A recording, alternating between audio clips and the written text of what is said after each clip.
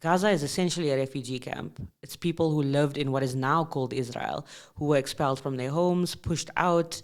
Obviously, people moved across the world, but Gaza is a specific space where a lot of the refugees settled.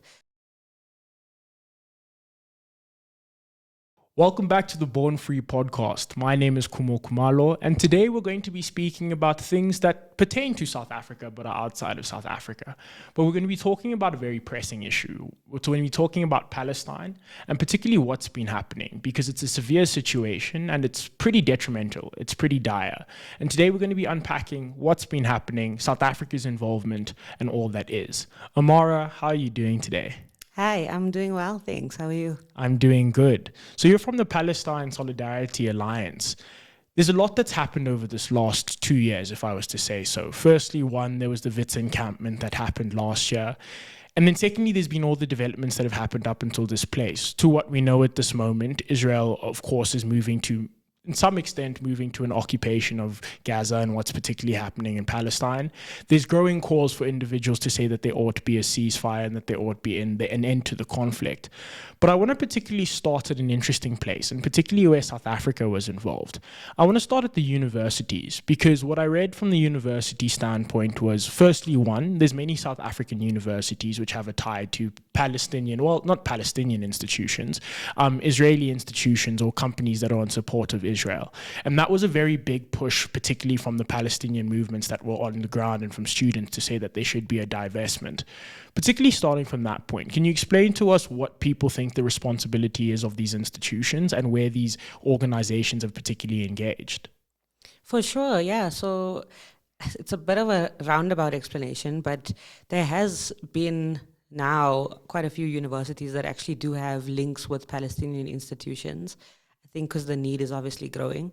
In terms of connections to Israel and Israeli institutions, companies, or just companies that are complicit in the occupation and genocide, that is pretty much ubiquitous across the world. So there's not many universities that have no ties with Israel or Israeli institutions.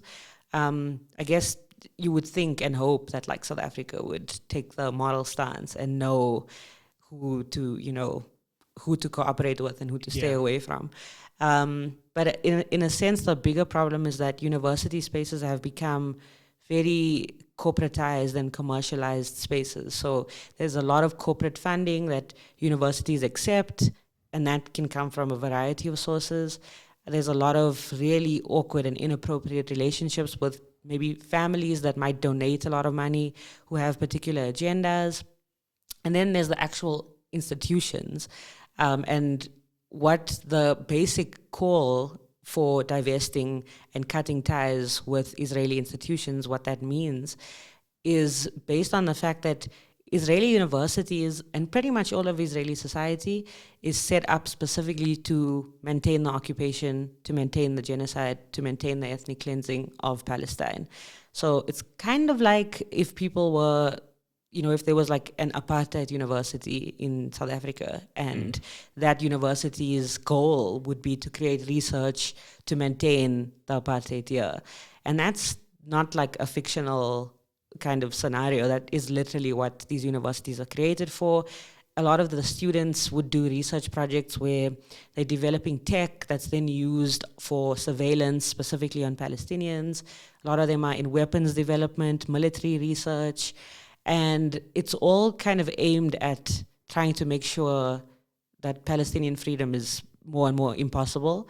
So when universities in South Africa have ties with institutions like that, I mean, it just kind of makes people think, like, what actually am I going to university for? Historically, universities have been a more liberal space where people can essentially like learn what it means to be politically involved, what it means to be on the right side of history and look at things a bit critically. And when you're in a university space where that's not allowed because you have funders that are maybe Zionists or you've got links to complicit institutions, it makes it really hard for the university space to actually be politically free. Yeah. And that's kind of the essence of why the student encampment started. In the US, obviously, it was the biggest there because their universities actually invest in different companies in order to like make money to run the place. And a lot of the investments by the universities are into things like weapons and arms and the military, and surveillance. So that was the biggest call there. In South Africa, the funding situation is a little bit different, but we still have a lot of ties with Israeli institutions and universities. Yeah. I think what's the most interesting, particularly for what's happening now, is that it takes me back quite significantly to what was happening during the time in Vietnam, where university campuses were kind of the epicenter of protest, or kind of the epicenter of discourse and conversations. And I think what's been the most interesting out of all of that is particularly both the response internally in South Africa and the response externally. You've mentioned the United States, and of course, a lot of those universities have gone through torment. A lot of students have necessarily been arrested as a result of the things that they stand for. But particularly in South Africa, I think what I found the most interesting was we had a government that was actively prosecuting individuals at the ICJ, and we had universities kind of responding in a completely different manner. And many people were kind of disappointed by the university's responses of not being willing to divest from many of these institutions and actually saying that they want to affirm their ties. But particularly to how this conversation has happened on South African campuses and where you are, I want to necessarily understand what has been the university's response, but also how much freedom have you guys been granted to say what you want and to speak freely about the plight that's happening in Palestine? Yeah, so I mean, personally, I had left university already by the time like October 2023. So I haven't been involved in like the organizing of the encampments, but of course, as a solidarity movement, we're all kind of linked with each other and trying to support each other. The Wits one specifically was called the Wits Liberated Zone, and that was organized by like many different movements, but had like a very central theme of liberation, decolonization, and just trying to make sure that we bring in all different issues across the globe centered on what's happening in Palestine.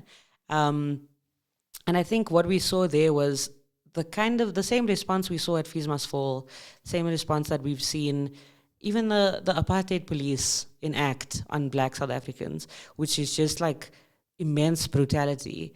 And those encampments were like squashed in ways that like the images of people's things being confiscated, or police officers and private security coming onto campus with weapons and with like batons and intimidating students, and universities calling in some of the organizers and telling them, we'll pay off your outstanding debt if you promise to stop this encampment. Like those were the kinds of politics that were happening behind the scenes, which is so sinister. And as you said, in South Africa, we have like more than enough freedom to say what we want to say and to support who we want to support. But it seems that a lot of these institutions are just way more hesitant to do that because, I mean, sometimes it's their own vested interests, sometimes they just don't care enough. But it has to do with the role of university actually being, you just come here to get a degree and then don't make trouble. That's kind of what you're supposed to do nowadays.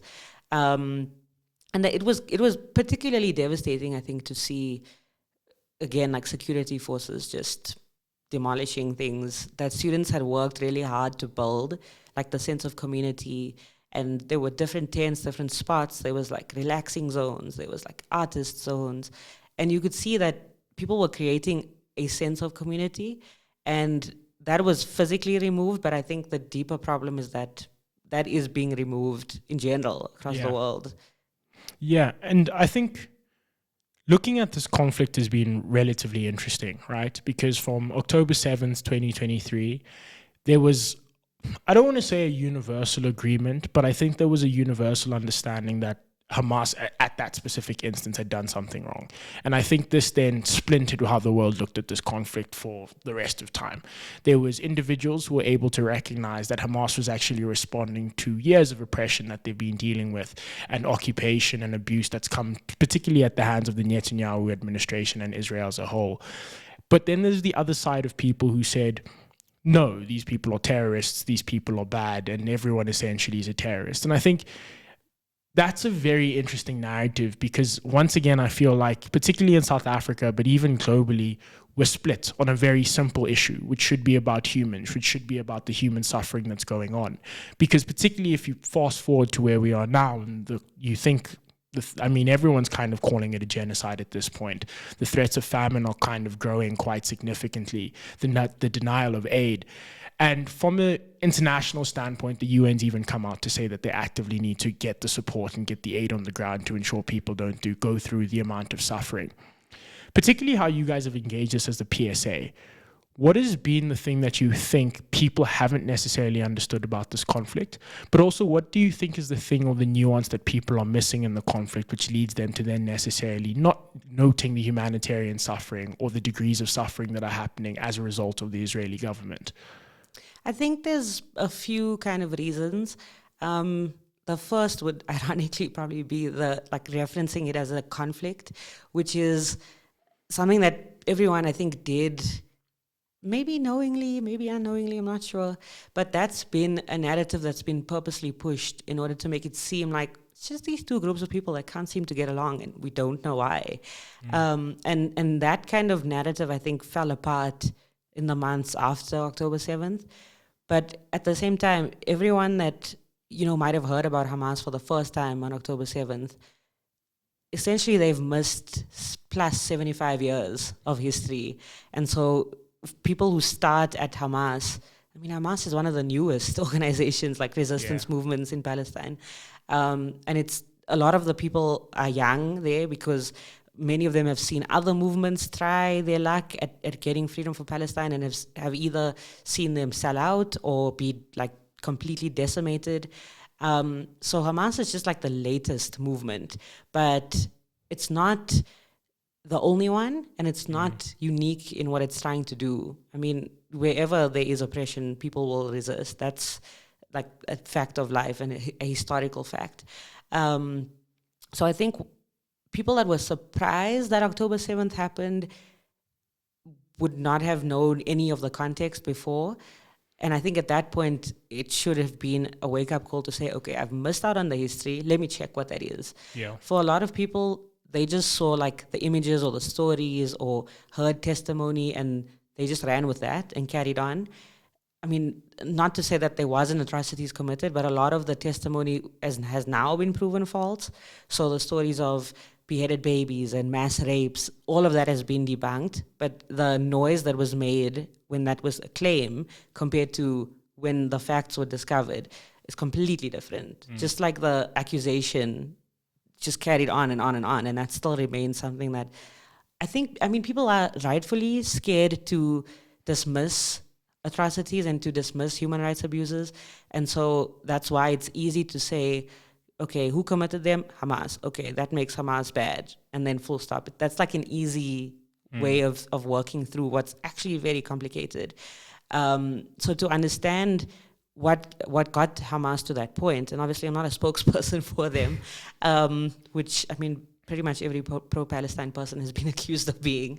What got them to that point is essentially when people are completely squashed in an area that's being controlled entirely by the military, an area where you can't move freely, where, as we've seen, you can't decide how much you eat because you're not in charge of those borders, you're not in charge of the land, you're not in charge of production, you're literally not in charge of anything to do with your own life. When you keep squashing people and making that area smaller and smaller and smaller, eventually things are going to explode, literally. And in my ideal world, we wouldn't get to that point, but we are at that point because there's been this purposeful ignorance for 75 plus years. And I think in South Africa specifically, there's a few things, I think, going on. On the one hand, at least in our engagements as the PSA, we find that ordinary South Africans can very easily see themselves in Palestine. And that's linked to what Archbishop Desmond Tutu and Nelson Mandela and others said very explicitly about our struggles are linked and we're not free until Palestine's free, because the apartheid government started in 1948. 1948 is also the year Israel got its independence, which is also the year of the Nakba when Palestinians were expelled.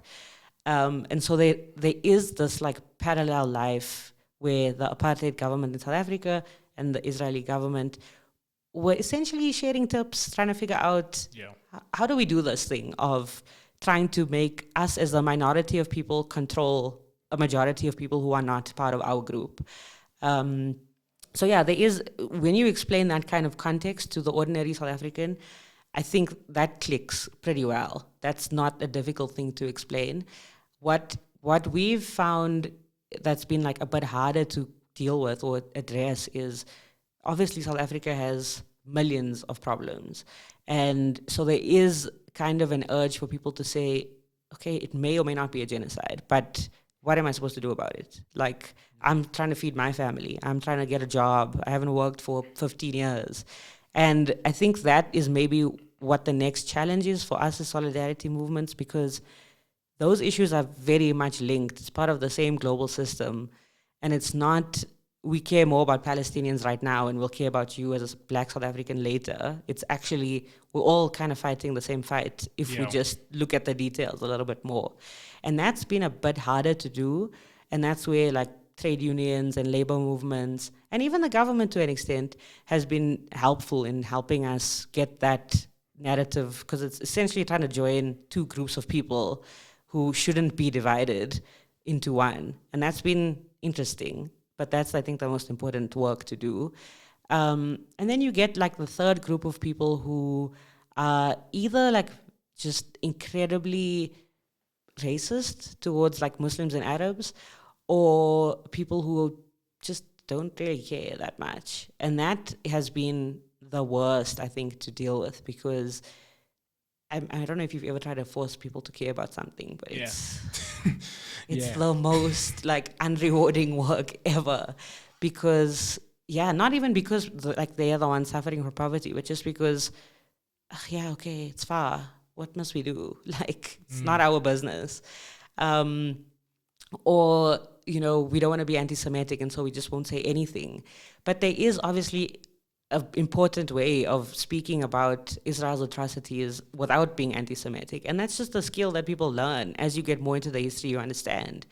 So it's kind of that refusal of wanting to look at anything because you're scared of being controversial or of having your previous ideas challenged. And that's been the most insanely difficult part of all of this, because I still don't know how you open up people's eyes who are just like, nope, I've decided this is what I'm going to be. I don't care if it's ignorant. It's better for me this way. Yeah. Yeah. Yeah. I think with there being so many terms, particularly when it comes to this conflict, at times it's hard for everyone to make sense of particularly what's happening. And I thought this is the most interesting one, is the difference between anti-Zionism and anti-Semitism, and how those two things have been conflated, and particularly how it's been hard to separate people who are for the Palestinian people but against an Israeli state, if they're not necessarily looking at a two-state solution.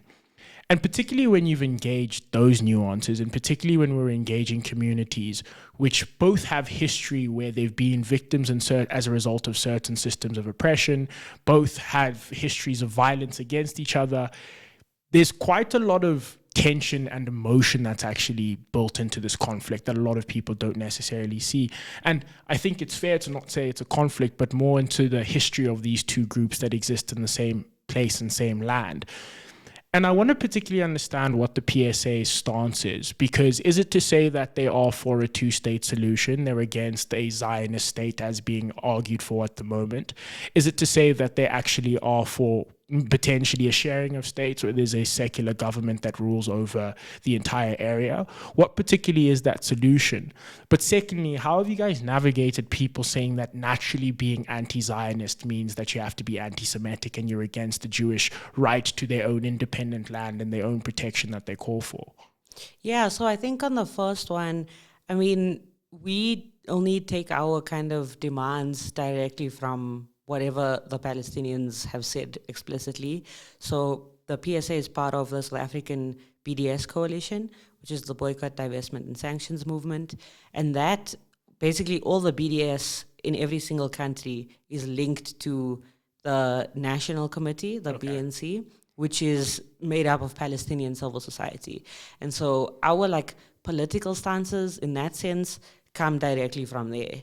And as far as I know, I mean, there hasn't been a kind of like consensus gathering process, at least since October 7th, on where Palestinians where their political aims are, what they think should happen with the states and the borders. Yeah. But regardless of whether it's 2 states or 1 or 15 states, I think Zionism at its core is not something that we think is tenable with human rights. And that's not because it's anti-Semitic, not because we're anti-Semitic, it's because Zionism is a purely political project that has absolutely nothing to do with Judaism at its core. And I mean, that's been proven in its content of like what Zionism stands for, but also by the massive groups of Jewish people who have come out to say, nope, this is not representing us. This is not what our religion has taught us. This is just a political goal. And I think it's similar to how like colonization and even apartheid in South Africa, how they used religions to kind of get people on board. But anyone that cared to look a little bit deeper could see, actually, you're not really doing your religion. You're just saying you are because you need a motivation for whatever other political goal you have. And so, like the Zionist project, the history of it is so revealing when it comes to this conflation between anti-Semitism and anti-Zionism. Zionism as a project was like theorized long before World War II. So it was literally called like a colonial project. That's not a secret. That's like in its founding documents.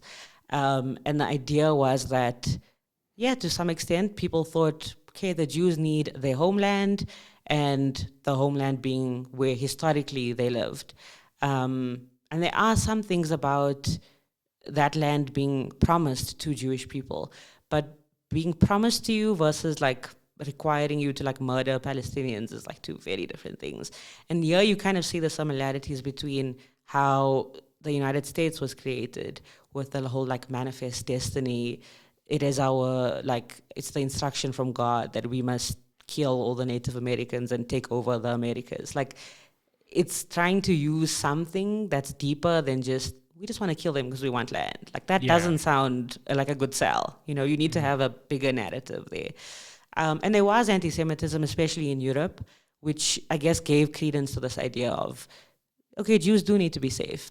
There were Jews living in Palestine before Zionism, Jewish people, Christians, Muslims living in relative harmony for decades before Zionism came. But what Zionism specifically wanted was, how do you create a Jewish state in an area that has a minority of Jews? And that's why the parallels of apartheid South Africa are so clear, because it's like, oh, you can't unless you use force, unless you use displacement, unless you use ethnic cleansing and genocide, because the actual numbers, like if they had a vote with everyone that lives in Palestine, they would of course be outnumbered. You can't have like a proper democracy there. Just in terms of numbers, if people are not going to vote for you. Yeah. And so that's why, like, that's the motivation for why you need to expel people from their land. But there's also this idea of Europeans wanting to create essentially a colony in the Middle East for their own interests.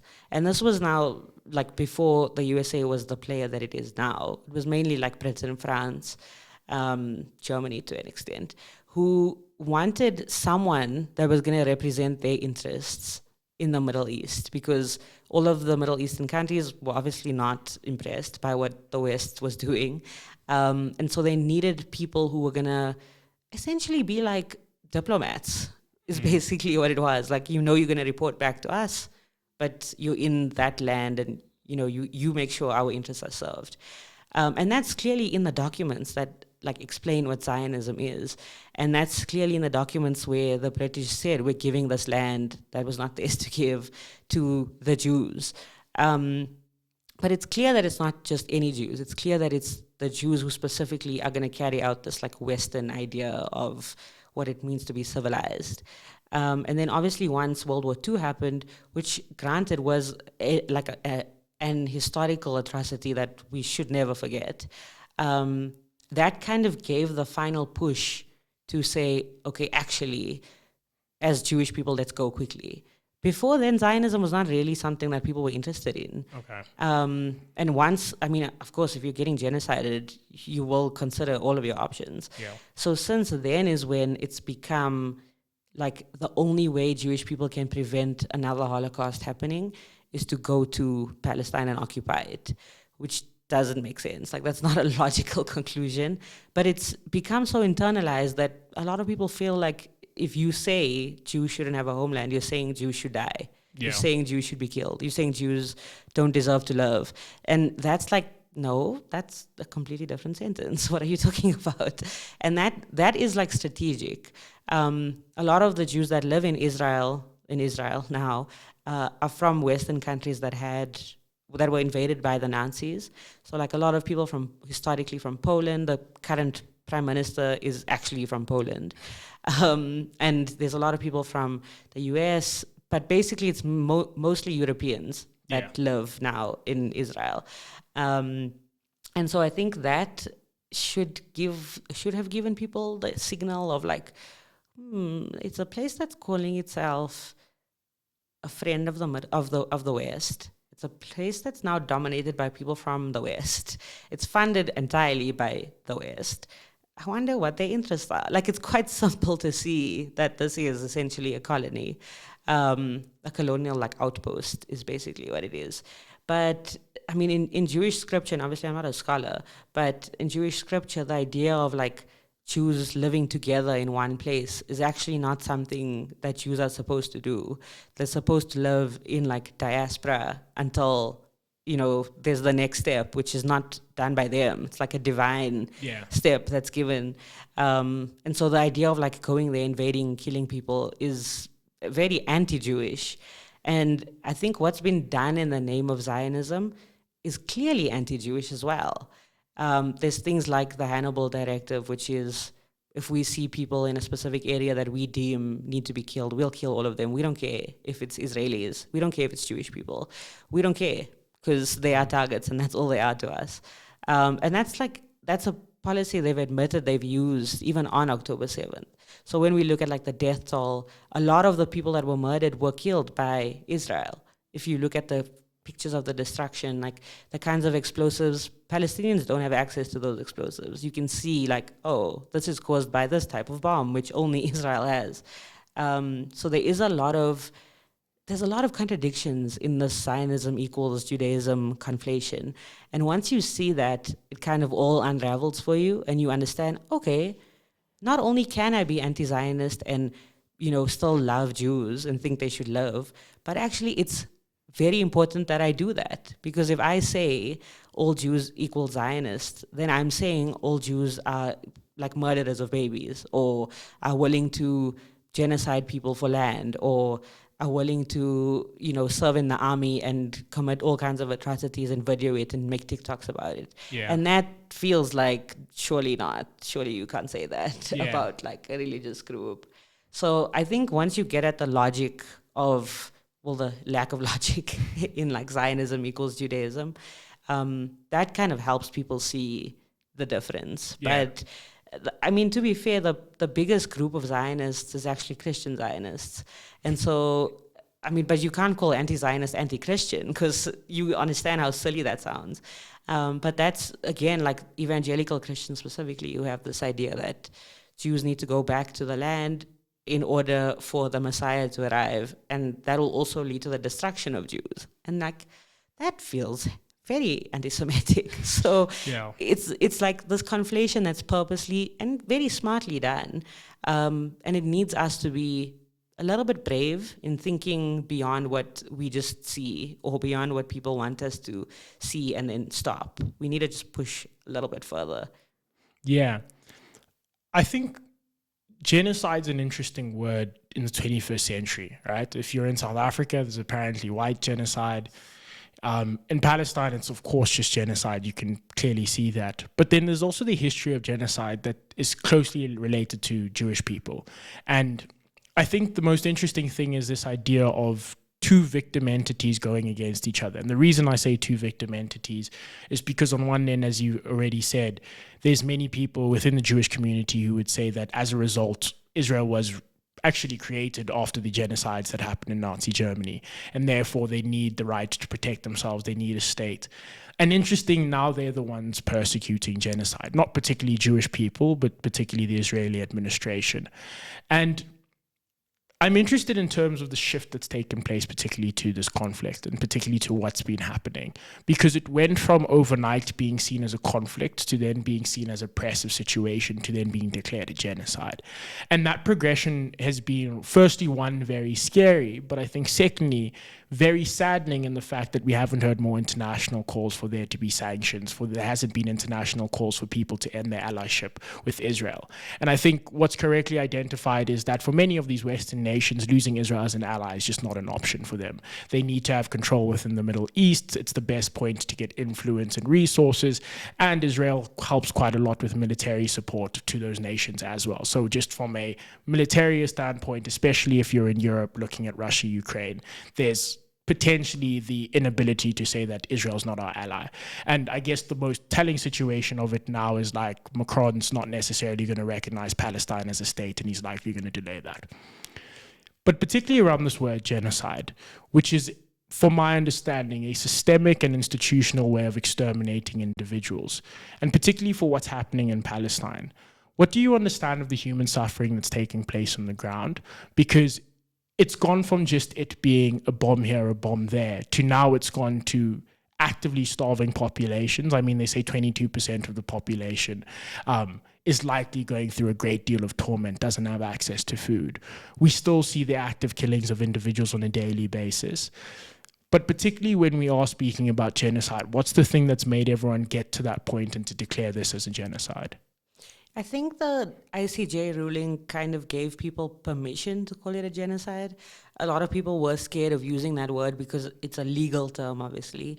It's like the difference between saying you're a criminal versus you're an alleged criminal. Yeah. So once the ICJ said, actually, this is very plausibly a genocide, people felt like, okay, we can use this word without being sued or called an anti-Semite. And that was like a very important step. But I mean, even without the ICJ ruling, to be honest, it was quite clear that was the intention. And there has been a process of ongoing ethnic cleansing for plus 77 years now. Yeah. Even Gaza itself, there are very few Palestinians who are historically from Gaza. Gaza is essentially a refugee camp. It's people who lived in what is now called Israel, who were expelled from their homes, pushed out. Obviously, people moved across the world, but Gaza is a specific space where a lot of the refugees settled. So when we speak about, like, there's been bombings at, like, Deir al-Bala refugee camp, like, those are Palestinians who are refugees in Palestine. So that already should tell you, like, okay, this context is not what I thought it was. Yeah. And in terms of the suffering, like, it's generational, but it's still ongoing. So a lot of these people will speak about how their great-grandparents kept the keys to their houses in what is now called Israel. Because literally what would happen was, once Israel was declared as a state, the IDF, the army, would literally go to houses like marked as this is going to be a Jewish area now, go into the homes and tell them, we live here now. And it's like, that sounds very fake. But like, this is an actual documented research. And so people would literally have like a few minutes to just pack whatever they could, carry that and flee. And this is like a historical trend where the great-grandparents of Palestinians kept the keys to their front doors because in their mind, they were like, we will return eventually. Might not be me, but someone from my family will return. And that kind of like, I think if you grow up with that, you already know, okay, my life's mission is to make sure my family can go back to whatever their home was or wherever it was. So I think that kind of like growing up in that context is very traumatic already. But then essentially, I mean, if you're 17 in Palestine, you've lived through four conflicts, wars, whatever you want to call it. Like if you're 17 in South Africa, just think about like how far removed 17-year-olds are from like apartheid. Yeah. That's like a completely different generation. If you're 17 in Gaza, you've already lived through 4 wars, and many of your friends would have died now in the last 2 years. So that context of like it's ongoing, I think is something that I'd never really expected to see in my lifetime. And it's just been getting worse every single day since October 7th, regardless of what the ICJ says, regardless of what Human Rights Watch says. It feels irrelevant sometimes because they just kind of do whatever they want to do. In terms of like what's been allowed in the, how many mils is this water bottle? This water bottle is 500 mils. So on average, Palestinians get like 3 of these bottles a day. That's how much water, for everything. That's essentially how much water people are getting on average. And the reason is not because Palestinians just kind of don't care about the infrastructure. It's because they never controlled the infrastructure. It's controlled by the military, and if they decide you're not getting water, that's it. It's done. There's food trucks that have been sitting outside for like 3-4 months now because Israel has forced the neighbors of Palestine to just close the borders. There's food that's actually like rotting in trucks that is just across the border where people are starving to death. So the actual like the human toll, I think, is something that I can't fully understand because it hurts too much to even like try and empathize. It's like, surely not. Like, surely this is not the world that we live in, and surely this is not being done by like other humans. In terms of like kids specifically, that I think has been what's been really shocking for me because, I mean, this is not correct, it's not right, but there has been this idea that like men of a certain age in a conflict zone are fair targets. And I don't think that's fair, but that is, I guess, the general global narrative.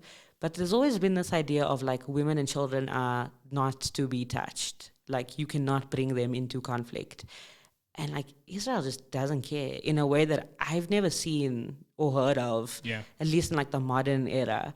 It's very much like everyone's a target, and actually, even if it's kids, that's better because they're going to grow up to be terrorists one day. Like these are things that Israelis have said on camera. And so when you hear about like just the depravity and the regardlessness of children just because they're Palestinian, that shows you like how urgent it is to resolve this. There was a new like medical term that they coined in Palestine in the last 2 years, which is wounded child, no surviving family. It's never happened on a scale where they've needed to make like a medical acronym. But if a kid comes to one of the remaining hospitals in Palestine, they would make that note so many times that they needed to make an acronym for it. Whoa.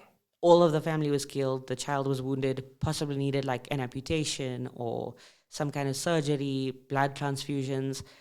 And they were brought in by whoever was near them when they were bombed. And none of their parents, none of their siblings, none of their grandparents are alive. And like needing to coin that term that should have been enough. Like that should have been, guys, this is too far now. Yeah. That was in 2023 is when they started using that term. And it's obviously still being used now because it hasn't really changed.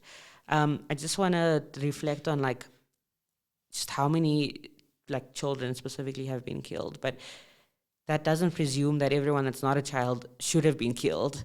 It's just the amount of children that have been killed is like, it's overwhelming. So as of now, it's about 53,000 Palestinians have been killed by Israel since October 7th.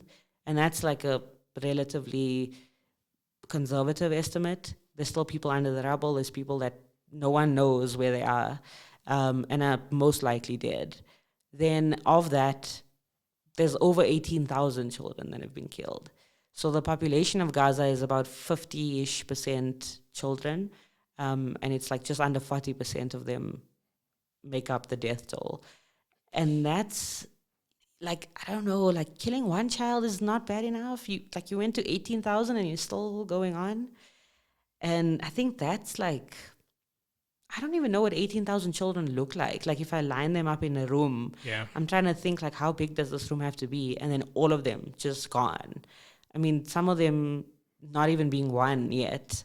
There was a story of twins, their names, I have their names here, Asr and Aisal Muhammad Abu al-Qumsan.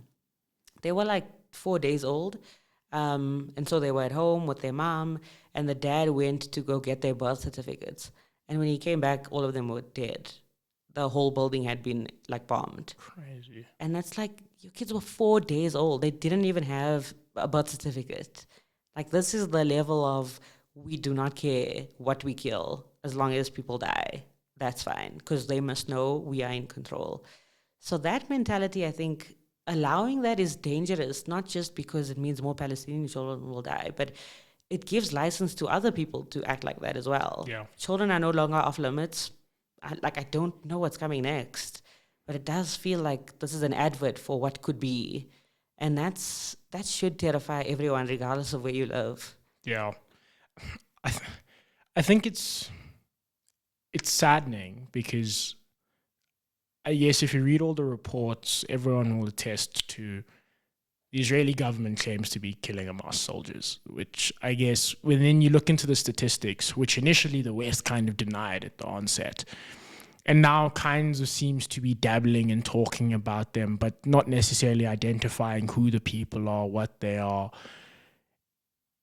It's a testament to how this conflict as a whole has become, in many ways, lost in nuance and lost in misinformation and almost taken over by this idea of there's certain people who think that they're just outright right in this conflict and that they can't be wrong and that they can't do no wrongdoing.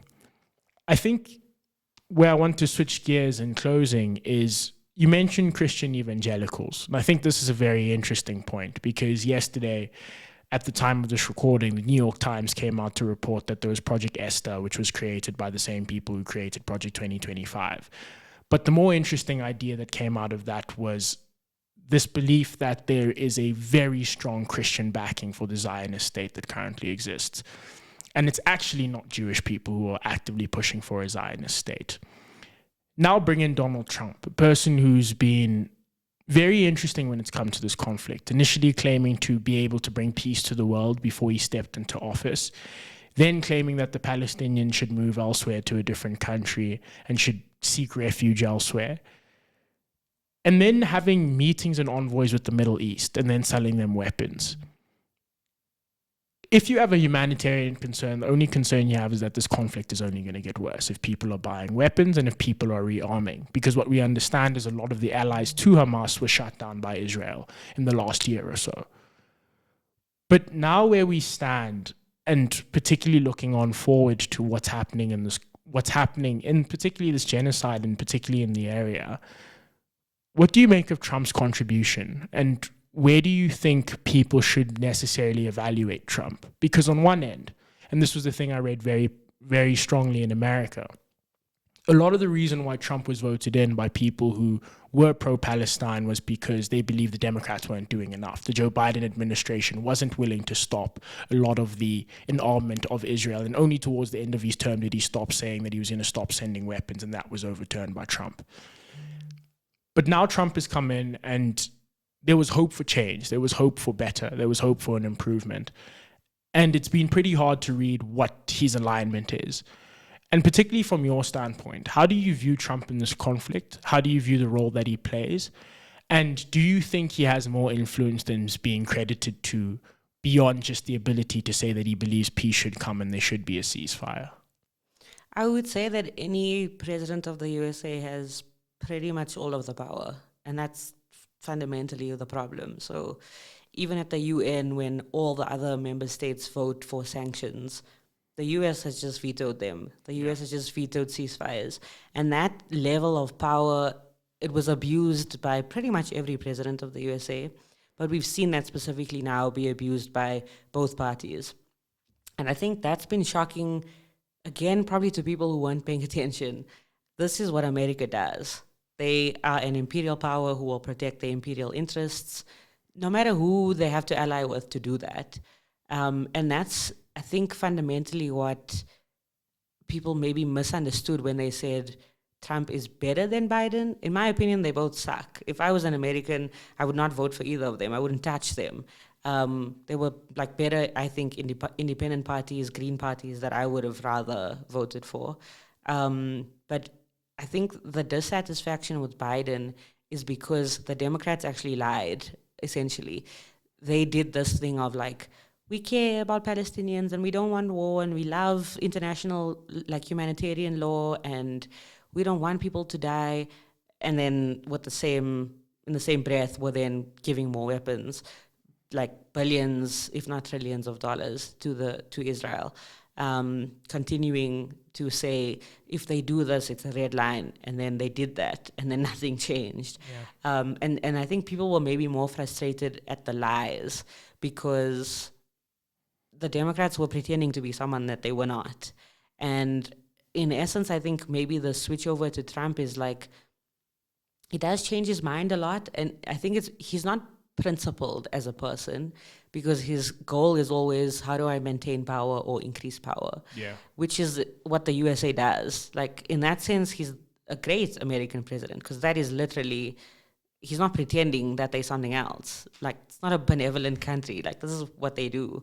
In terms of like what that means for Palestine, honestly, I have no idea. And that's because he's not principled. It's hard to predict when someone is willing to do anything for their own power or their own like personal gain.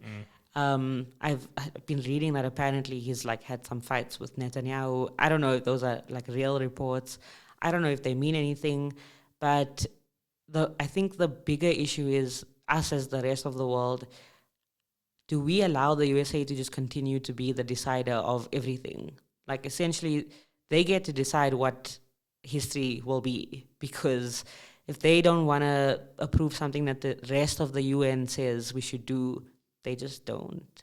Even if the UN tells them you have to arrest XYZ if they enter your country, they just don't do it. And no one can stand up to them, regardless of whether it's Biden or Trump or anyone else. And that, like, those power dynamics, I think, for me, are more interesting than who is the president, because there's a fundamental problem with the way that America conducts itself. And it's not just them. I mean, Britain is obviously a big person that's guilty of this and has been for centuries. There's France, there's Germany, there's Italy even. And that, I think those power imbalances is actually what I'm hoping changes, whether it's for Palestine or for the DRC or Sudan. It doesn't really matter what the like push factor is, but something has to change, because if not, we're going to have the same thing again and again and again. We're going to have whoever they are and whatever their models and politics are, if they are backed by the US or the UK or France or Germany, they will do whatever they want to do, because the rest of us have no choice, even though the rest of us is the majority. That's, I think, what's scarier for me, is people seeing that and thinking, okay, that means I shouldn't even try. Like, that should make you think, oh, I need to organize now. I need to get mobilized, and I need to do whatever I can do in order to make sure that my life is different to what my parents' lives were. Because they might have grown up in a generation where it was normal for that power imbalance to exist. But we surely have to say, we've seen enough. We don't accept this.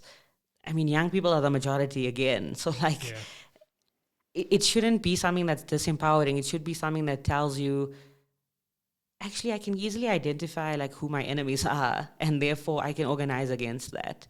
It obviously takes work, but I would much rather do that work and hope that it leads to the right direction than not do that work, and then I suffer, you suffer, everyone suffers, because no one is willing to actually stand up and like take a chance on things that are really difficult and require a lot of sacrifice, which we've seen across the world. People have put everything on the line for solidarity in general, for Palestine, for South Africa, for Vietnam. And I think that's actually the kind of like human spirit that we need to be encouraging, and not one of like, if I'm fine and if I've eaten, then it's enough. Even if I live in South Africa, the most unequal country in the world, I'm fine, because I get to go to Santon and buy fancy food every week. Meanwhile, like, Alex is down the road and I'm ignoring that. Like, that mentality, I think, is what needs to fundamentally shift. Yeah. In closing, what I do want to say is, how do people get involved? How do people help out? And what's the way forward for everyone that does want to say something, does want to do something, and wants to be of assistance? Yeah, I think that, so there's obviously us as the PSA, and we've got a youth league specifically. And so you can find us on Instagram, Twitter, TikTok, YouTube, all of those things. It's at PSA_SA and at PSAYL. So we've got like a lot of events that we plan every week or so. Every week we're outside McDonald's and Coca-Cola on Oxford and Glenhove protesting, picketing. We've been there for more than a year now. Jeez. Yeah, and we will be there until Palestine's free. Like, these are the small things that we have to do. But we've also got like lots of events upcoming. There's obviously the Africa Day protest, which is happening on the 24th. And if you go to our social media, you'll see the posters there. What I found very useful about being involved in pro-Palestine activism is how easy it's been to just get involved, because it's urgent and it's not a thing where you need to be like scared of, oh, I've never been to a protest before, and so I don't know anyone, I don't want to go. Like, you literally show up, you find your people, you will find your people. And you'll also find like your own niche. Like, there's creative ways of protesting. There's people who might not want to chant, but they just want to paint a big mural of Palestine. Yeah. There's people who, want to do workshops with kids. There was a film festival this weekend where people were like doing Q&As with some of the filmmakers. And there was like a workshop with Nati Ngubane, who is the artist that made a coloring book about Palestine. Wow. Because he was like, kids need to actually understand what's going on. And so I'm going to make a coloring book. And now he does workshops teaching them, like, this is how you draw a watermelon. This is how you draw the Palestine flag. So it really doesn't matter what your skills and interests are. But if you're keen on anything to do with social justice in South Africa and Palestine and Sudan and Congo and everywhere, you have to get involved. Yeah. You have to get involved. It will help you feel better, and it is making a difference. That's why in other countries people are being suppressed for that type of work. It's because it actually works. I want to say thank you very much. Thank you for sharing your knowledge. I think, this conversation has been tough, and it's the second time I've done this. I thought we would be in a better place the first time I did this. But I think there's a lot to be said. I think there's a lot of suffering globally. There's a lot of suffering in Palestine. And I guess the comment to everyone is kind of to just remember that there's humans, it's human beings, regardless of what their race be, what their religion be. And worst of all, it's kids, man. It's kids who have dreams, kids who have aspirations, who want to live a life, who want to know what a childhood is like. But to everyone else, as always, this has been Born Free. And from Born Free itself, Free Palestine.